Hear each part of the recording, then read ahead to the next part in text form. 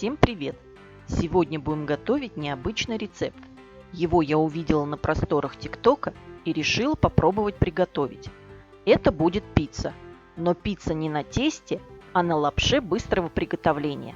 Итак, нам понадобится 3 пачки роллтона, сыр, помидоры, 3 яйца, колбаса, кетчуп, майонез.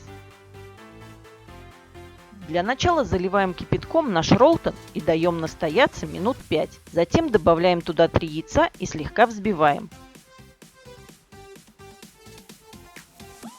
Выкладываем эту массу в разогретую сковородку, разравниваем по всей поверхности и ждем несколько минут, пока яйца снизу схватятся.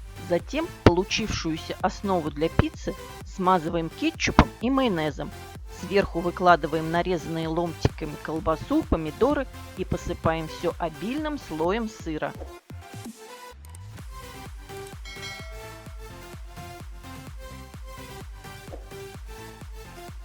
Закрываем сковородку крышкой и готовим на медленном огне 7-10 минут до полного расплавления сыра. Все, наша пицца готова. Всем приятного аппетита!